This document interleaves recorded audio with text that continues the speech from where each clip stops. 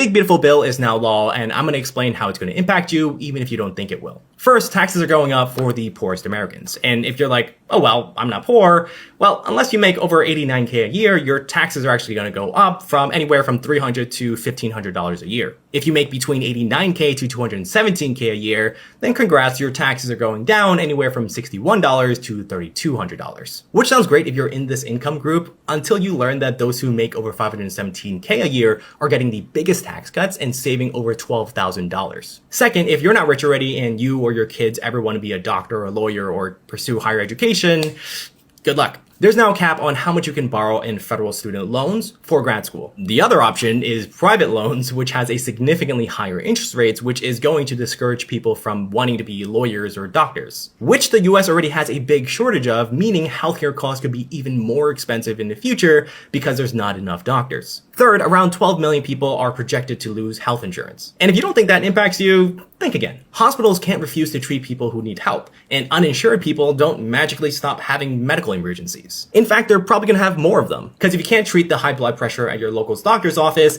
it's just going to get worse and worse until you have a stroke and you need emergency surgery at the hospital. And if you're uninsured and you can't afford to pay these bills, one of two things are going to happen. One, hospitals are going to pass these extra costs on to people who have insurance, i.e. you, meaning your insurance rates are going to go up. Or number two, and this impacts rural towns more than anyone, if the insured population can't afford this increased insurance cost, then the hospital is just going to shut down, meaning no more local hospital for this town. So while yes, this tax bill cuts about $1.2 trillion in government spending, we're losing about $4.5 trillion in revenue, and most of this is because of tax cuts for the wealthy. Meaning, and with basic subtraction, the national debt is expected to grow by $3.3 trillion over the next 10 years, which can lead to higher interest rates and higher taxes for future you.